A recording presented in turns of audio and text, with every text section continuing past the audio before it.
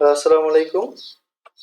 আসলে ষষ্ঠ গণবিজ্ঞপ্তি এবং বদলি চালু নিয়ে কঠোর আন্দোলন হচ্ছে সব দিক দিয়ে। 18তমরা চাচ্ছে আগে ষষ্ঠ গণবিজ্ঞপ্তি হোক এবং যারা শিক্ষক পর্যায়ে নিয়োগপ্রাপ্ত রয়েছেন তারা চাচ্ছে যে আগে বদলি চালু হোক। কারণ বদলি না হলে তাদের অনেক দিন থেকে আসলে চাকরি করতে হচ্ছে বাইরে, অনেক অনেক নিজের জেলা থেকে 200-300 কিলোমিটার দূরে তারা চাকরি করতেছে।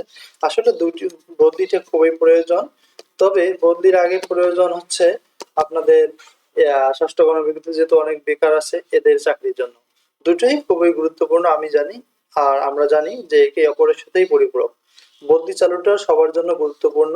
আসলে জানা যাচ্ছে না কোনটি আগে হবে, তবে মনে হচ্ছে এবার ষষ্ঠ গণবিজ্ঞপ্তি আগে হবে এবং সামনের বার থেকে গণবিজ্ঞপ্তির আগে বদলি কার্যক্রম চালু হবে।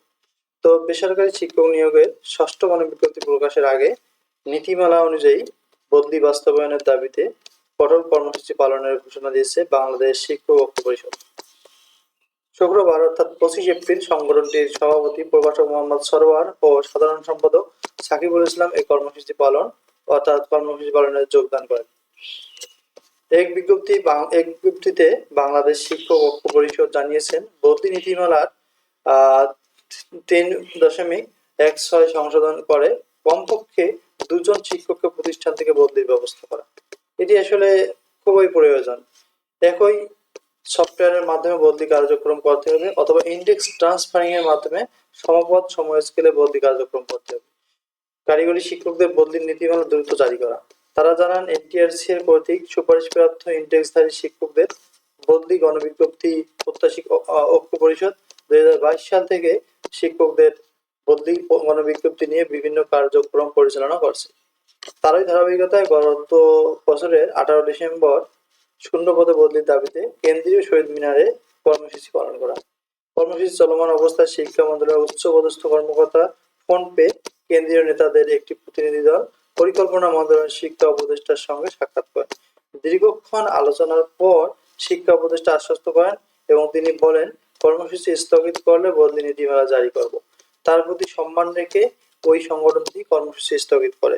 পরে 19 ডিসেম্বরের শূন্যপদের বদলির পরিবর্তন জারি করা হয়। বিজ্ঞপ্তিতে আরো বলা হয়, বদলি নীতিমালার এত ধারায় স্পষ্টভাবে উল্লেখ রয়েছে যে বদলি কার্যক্রম সম্পন্ন হওয়ার পর এনটিআরসি অবশিষ্ট শূন্য পদে নিয়োগের সুপারিশ চূড়ান্ত করবে, কিন্তু শূন্য পদে বদলি কার্যক্রম পরিচালনা না করে ষষ্ঠ গণবিজ্ঞপ্তির প্রস্তুতি নেওয়া হচ্ছে, যা নীতিমালা পরিপন্থী। মোহাম্মদ সরোয়ার ও সাকিবুল ইসলাম জানান, ষষ্ঠ গণবিজ্ঞপ্তির আগে শূন্য পদে বদলি কার্যক্রম পরিচালনা করার দাবিতে আগামী সোমবার অর্থাৎ 28 এপ্রিল প্রেস ক্লাব থেকে শিক্ষা মন্ত্রণালয়ের সামনে লং মার্চ কর্মসূচি আয়োজন করা হয়েছে। কর্মসূচিতে দেশের বিভিন্ন জেলার শিক্ষকরা অংশ নেবেন। আসলে এখন দেখার বিষয় যে কোনটি আসলে আগে কার্যক্রম হয়, যেহেতু দুটোই গুরুত্বপূর্ণ। বদলিও কম গুরুত্বপূর্ণ না, আবার গণবিজ্ঞপ্তিটাও কম গুরুত্বপূর্ণ না। এখন দেখার বিষয় যে আসলে কোনটা কার্যকর হচ্ছে। তো সকলের জন্য শুভকামনা রইল। আমাদের তথ্যগুলো ভালো লাগবে অবশ্যই চ্যানেলটি সাবস্ক্রাইব করবেন। আসসালামু আলাইকুম।